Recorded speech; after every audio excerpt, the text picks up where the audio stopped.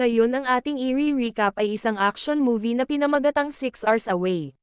Ngunit bago ang lahat, please subscribe and click the notification bell upang ma-notify kayo sa aking mga paparating na uploads. Nagsimula ang pelikula sa isang lalaking nagngangalang Chris Montano. Sa oras na iyon ay pupunta siya sa headquarters ng Mexican Mafia. Sa pagdating niya, palihim siyang pumasok, at sumabog ang isang labanan at putok ng mga baril. Sa gitna ng lahat ng ito, nakita ni Montano ang dalawang chef na natatakot. Nakiusap sila sa kanya na huwag silang saktan, at sinabing sila ay mga inosenteng chef na nalagay lamang sa gulo. Naawa sa kanila si Montano at pinaalis sila, habang pinagpatuloy ang pagtugis sa mga masamang tao. Pagkatapos harapin ang mga miyembro ng mafia, sa wakas ay nakaharap ang boss na si Sanchez. Lumalabas na ang asawa ni Montano ay kinidnap ng gang ni Sanchez. Sa puntong ito, nag-offer si Sanchez na pakawalan ng asawa ni Montano, kung pumayag si Montano na magtrabaho sa kanya ng 6 na oras. Hindi gustong makipagtulungan ni Montano sa masasamang tao na katulad ni Sanchez, at naisipan pa niyang tuluyan na itong patayin. Gayunpaman, binalaan siya ni Sanchez na kung may mangyayari sa kanya, ang asawa ni Montano ay malalagay sa malaking problema. At ubiling pumayag si Montano, na magtrabaho kay Sanchez ng 6 na oras. Doon ay ipinaliwanag ni Sanchez na ang misyon ni Montano, ay patayin ang 6 na mga kaaway ni Sanchez sa loob lamang ng 6 na oras. Naghanda si Sanchez ng sasakyan at mga armas para kay Montano, at nangakong ipapadala sa kanya ang mga detalye, kung saan mahahanap ang mga kaaway sa kanyang telepono. Kung magtatagumpay si Montano sa mahirap na gawaing ito, pakakawalan ni Sanchez ang kanyang asawa. Pagkatapos ay gustong tingnan ni Montano ang kotse at mga armas na inihanda ni Sanchez para sa kanya, ngunit nang simulan na ang kanyang misyon, ay natuklasan niya ang dalawang chef na nagtatago sa kotse. Ayaw nilang umalis, at sa halip ay nakiusap sila kay Montano na ilayo sila roon. Ipinaliwanag nila na maaari nilang tulungan si Montano na mag-navigate, at dalhin siya saan man niya kailangan pumunta. Kalaunan ay pinayagan sila ni Montano na sumama sa kanya. Habang naglalakbay, ibinahagi ng mga chef ang kanilang kwento. Sila ay magkapatid, at hinahanap ang kanilang nawawalang kapatid na babae. Nagbalat kayo silang mga chef at nagtatrabaho sa grupo ni Sanchez, upang mahanap ang kapatid. Sa kasamaang palad ay hindi nila siya natagpuan sa headquarters ni Sanchez. 2 araw bago nagsimula ang lahat ng problema, ang buhay ng pamilya ni Montano ay mukhang perpekto. Nagkaroon siya ng magandang asawa at isang anak na babae, at naging maganda ang buhay. Si Montano ay isang retired American Marine Captain. Isang umaga, ang kanyang asawa na isang negosyante, ay naghahanda para pumunta sa sumunod na bayan ng ilang araw. Sinigurado niyang magpaalam kay Montano, at sa kanilang anak na babae bago siya umalis. Mamaya sa gabi habang si Montano ay naghahapunan, nakatanggap siya ng tawag mula sa kanyang asawa. Excited niyang sinabi sa asawa na inalok siya ng French ambassador ng isang trabaho, upang mag-train sa mga French Special Forces. Gayunpaman, hiniling sa kanya ng asawa na hintayin siyang bumalik, bago tanggapin ang trabaho. Ang kanilang gabi ay biglang naging kakaiba, nang may 2 ahente ng FBI ang nagpakita sa kanilang pintuan. Inimbitahan sila ni Montano na pumasok, at tinanong kung ano ang nangyayari. Sinabi ng mga ahente na ang asawa ni Montano ay hindi tunay na negosyante, sa halip ay sangkot sa Mexican cartel na may kaugnayan sa droga at human trafficking. Hindi makapaniwala si Montano sa kanyang narinig, dahil pagkatapos ng lahat, sila ay kasal sa loob ng 18 taon. Ngunit ang mga FBI agents ay may patunay, na lalong nagpaalala kay Montano. Nagpakita pa sila ng katibayan, na ang kanyang asawa ay hindi naglalakbay sa susunod na lungsod gaya ng sinabi, kundi papunta ito ng Mexico. Ilang oras pagkatapos umalis ng FBI agents, sinubukan ni Montano na tawagan ang asawa, ngunit naka-off ang telepono nito. Dito ay nakatanggap siya ng tawag mula sa isang tao na nagngangalang Sanchez. Kinumpirma ni Sanchez ang sinabi ng FBI, na ang asawa ni Montano ay talagang bahagi ng isang cartel. Ngunit lumalabas na bahagi ito ng karibal na grupo ni Sanchez, at ngayon ay hawak na siya ni Sanchez bilang hostage. Sinabi niya kay Montano na kung gusto niyang iligtas ang asawa, ay kailangan niyang puntahan ang kanyang base sa Mexico sa susunod na araw. Ngunit napagtanto na kailangan niyang kumilos ng mabilis, nagpa siya si Montano na magtungo sa headquarters ni Sanchez, kung saan makikita sa simula ng pelikula. Bago umalis, inayos ni Montano ang anak na magpalipas ng gabi sa bahay ng kanyang ina, upang mapanatili siyang ligtas habang wala siya. Sa bahay ng kanyang ina, ipinaliwanag ni Montano na mawawala siya ng ilang araw. Hiniling niya sa ina na alagaan ang anak, ngunit sinabi lamang niya na pupunta siya sa Mexico, upang sunduin ang kanyang asawa. Matapos magpaalam sa kanyang ina at anak, inihanda ni Montano ang kanyang sarili sa mapanganib na paglalakbay. Ang eksena ay lumipat sa kasalukuyan, kung saan si Montano ay malapit ng harapin ang kanyang unang target, isang drug mafia boss. Sa oras na yun ay hindi siya nag-iisa, dahil kasama niya ang dalawang chef na tinutulungan siya. Nang malapit na sila sa bahay ng mafia boss, sinabi ni Montano sa dalawang chef na manatili sa kotse, habang siya ay papasok sa loob. Habang palapit sa bahay si Montano, nakita niya ang mga tauhan ng mafia boss at isang shootout ang naganap. Napatay ni Montano ang ilan sa mga tauhan ng mafia boss. Sa panahon ng kaguluhan, ay sinabi niya sa isang babae na umalis, dahil ayaw niyang masaktan ito kung kaya ay nagmadali ang babae na umalis sa eksena. Nagpatuloy si Montano sa loob ng bahay, kung saan nangyari ulit ang pamamaril, at sa huli ay na-corner niya ang mafia boss. Alam ng boss na ipinadala si Montano ni Sanchez upang kontrolin ang lugar na ito. Sinubukan ng boss na suhulan si Montano ng maraming pera, para iligtas ang kanyang buhay, ngunit hindi interesado si Montano sa pera. Sinubukan na salakayin ng boss si Montano, ngunit pinatay ni Montano ang boss. Sinabi ni Montano sa assistant ng mafia boss na umalis na, dahil ang kanyang misyon ay patayin lamang ang boss nito.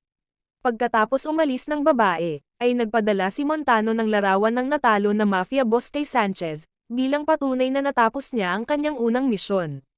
Nagpadala din si Sanchez kay Montano ng isang larawan at lokasyon ng susunod na target, na kasalukuyang nasa isang restaurant. Di nagtagal ay lumabas si Montano, at kumuha ng sasakyan sa isa sa mga tauhan ng target. Sinabi niya sa mga chef na umalis na, at huwag nang sumunod sa kanya. Pagkatapos ay inilipat ang kanyang mga armas sa bagong kotse, at mabilis na umalis na iniwan ang mga chef sa lugar. Mga 30 minuto makalipas, si Montano ay dumating sa isang parking lot sa ibabaw ng isang gusali. Nandoon siya para patayin ang kanyang pangalawang target, gamit ang isang sniper rifle. Ngunit habang naghahanda siya, ay nalaman niya na sinundan pa rin siya ng dalawang chef. Sa una ay nainis si Montano, dahil mas gusto niya na magtrabaho ng mag-isa, sa mga mapanganib na misyon tulad nito.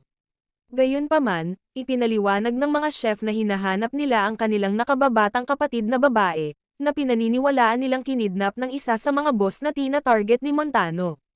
Sa kabila ng kanilang kwento, iginiit ni Montano na ilayo sila sa panganib, binigyang diin ang layunin ng kanyang misyon.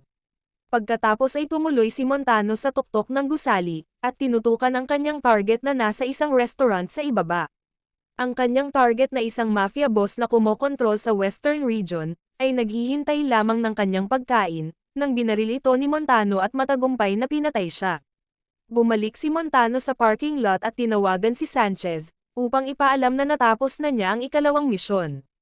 Gusto ni Sanchez ng mga larawan bilang patunay, ngunit ipinaliwanag ni Montano na kailangan niyang barilin ang target mula sa malayo.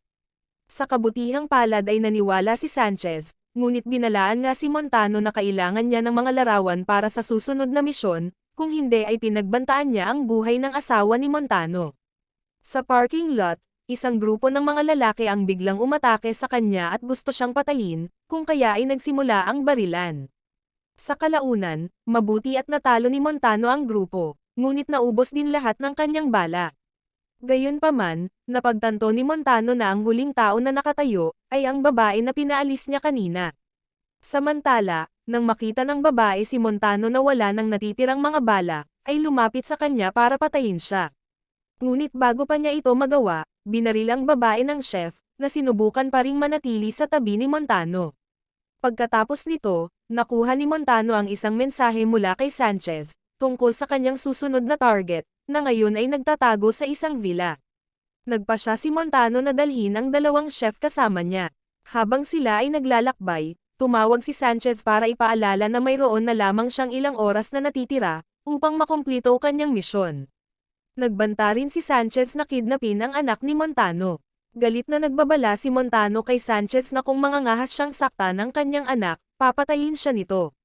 Pagkatapos ng tawag, mabilis na sinuri ni Montano ang kanyang anak, upang matiyak na siya ay ligtas sa bahay ng kanyang ina.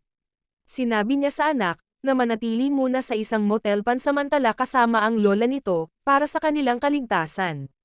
Maya-maya dumating si Montano at ang mga chef, sa tahanan ng ikatlong target. Pinanood nila ang target na lumalangoy sa likod ng kanyang villa. Doon hiniling ni Montano sa mga chef na panatilihin mapagmasid, habang palihim siyang pumasok sa villa. Pagkapasok niya, ay hindi siya nagdalawang isip na patayin ang mga gwardya. Sa huli ay nagawa ni Montano na mahuli ang kanyang target. Habang nakatutok ang baril ay nahulaan ng target na si Sanchez ang nagpadala kay Montano. Lumabas siya ng pool at sinubukang suhulan si Montano, ngunit palihim itong kumuha ng baril. Dahil dito, mabilis na kumilos si Montano at pinatay ang target. Kinuhanan siya ng larawan ni Montano at ipinadala kay Sanchez, humingi ng impormasyon para sa susunod na misyon. Muling nagsama sina Montano at ang dalawang chef, at nagtungo sila sa kinaroroonan ng ikaapat na target. Sa lalong madaling panahon, ang tatlo ay dumating sa lugar.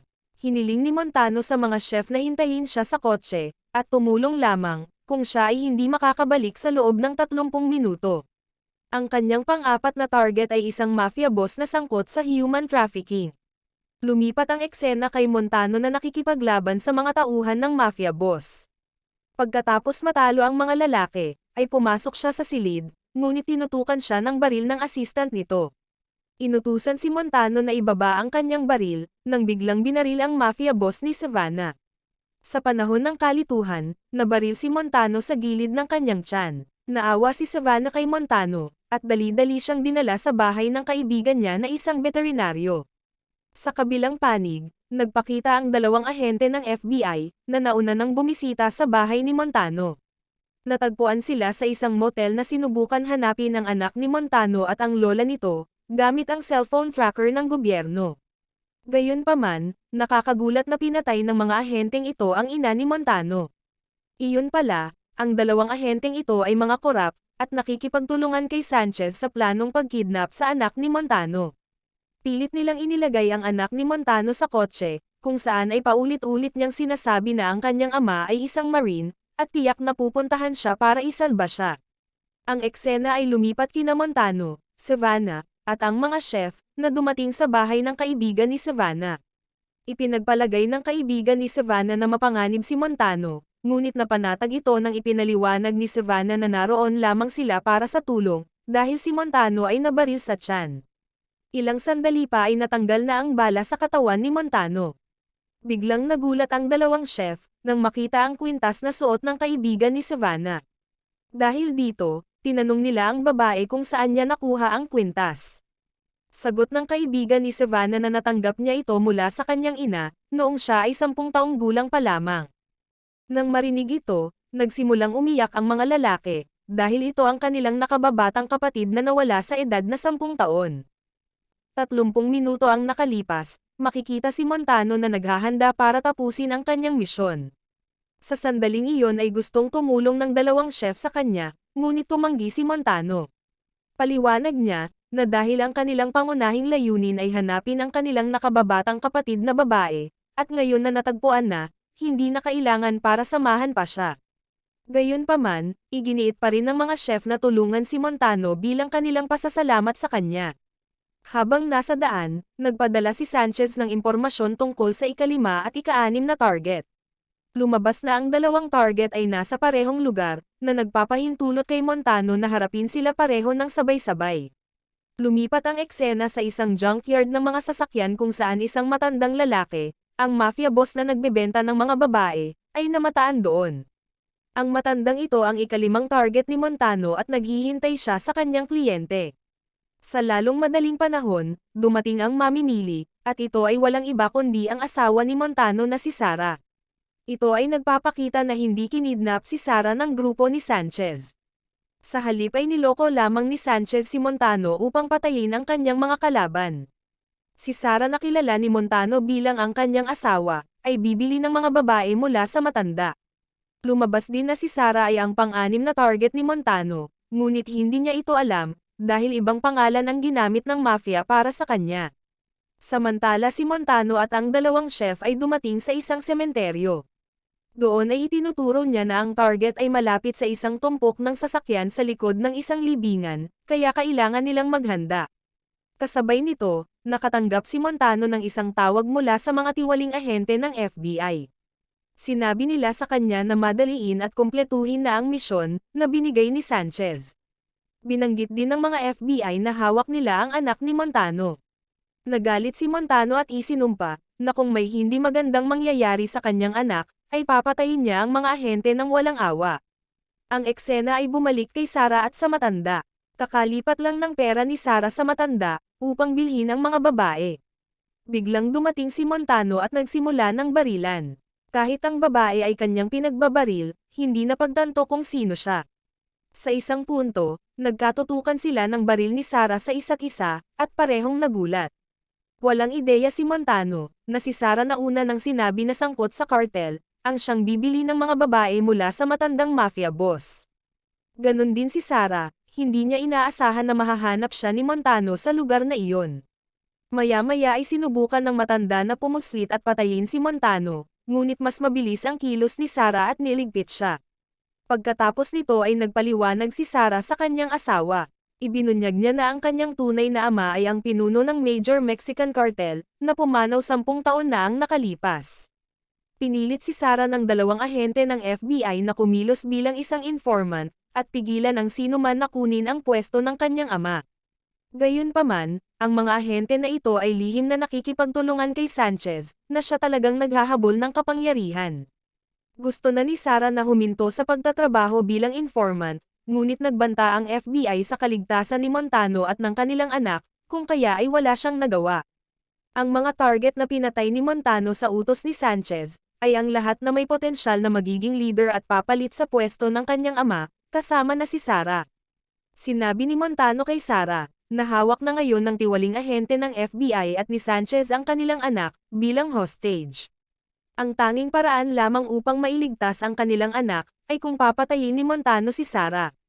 Nang marinig ito, hiniling ni Sarah kay Montano na gawin niya ang nararapat. Matapos ang ilang sandaling pag-iisip, malungkot na ginawa ni Montano ang dapat niyang gawin. Kumuha siya ng litrato ni Sarah at ng matanda, at ipinadala ang mga ito kay Sanchez. Pagkatapos noon, ay sinabi ni Montano sa dalawang chef na ang kanyang trabaho ay tapos na, at kailangan na nilang umalis. Nagpaalam ang mga lalaki at nagpasalamat kay Montano, at nagpasalamat din si Montano sa kanila. Lumipat ang eksena sa kinaroroonan ni Sanchez at ng ahente ng FBI na hinihintay si Montano. Nang dumating si Montano, hiniling niya na palayain ang kanyang anak. Habang pinakawalan nila ang anak ni Montano, nagsalita ang ahente kung gaano kahirap ang araw na iyon para kay Montano, dahil sa parehong nawala sa kanya ang asawa at ina sa loob lamang ng isang araw. Nabigla si Montano sa komento na iyon. Biglang pinaralisa ng isang tauhan ni Sanchez si Montano. Binalak nilang patayin si Montano, dahil alam nilang magiging banta siya sa kanila kung iiwan nila siyang buhay. Nang handa na sanang barilin ni Sanchez si Montano, sumiklab ang putukan, at si Sarah na ginawang peke ang pagkamatay niya kanina ay siyang ulo ng pamamaril. Mamaya pa ay na-corner ni Sanchez si Montano, ngunit sa kabutihang palad ay binaril ng isang chef si Sanchez. Gayunpaman, nagawang makatakas ni Sanchez sakay ng helicopter. Si Sarah ay nakikipag-away sa isang babaeng FBI at nagawang talunin ito, kasama ng ilan sa mga natitirang tauhan ni Sanchez. Samantala, sinubukang pakalmahin ni Montano ang kanyang anak, nang bigla siyang barilin ng isa pang tiwaling ahente ng FBI at sumiklab ang labanan. Nang tila nagkaroon ng problema si Montano, dumating si Sarah para tumulong, ngunit naubusan siya ng mga bala. Habang tinutumbok ng ahente si Sarah, sinamantala ni Montano ang kanyang pagkakataon at binaril ang ahente. Sa huli, nakaligtas si Montano at ang kanyang pamilya sa matinding pagsubok na ito. Makalipas ang 3 buwan sa isang lion dance ng Chinese New Year, makikita si Sanchez na buhay pa at nagmamaneho. Habang dumaan siya sa lion dance event, bigla siyang pinatay ni Montano at Sarah, na nakamotorsiklo. Hindi napapansin ng karamihan ang pangyayari ito, dahil ginamit ng dalawang chef ang lion dance bilang cover. At dito nagtapos ang kwento. Hanggang sa muli, maraming salamat sa panonood.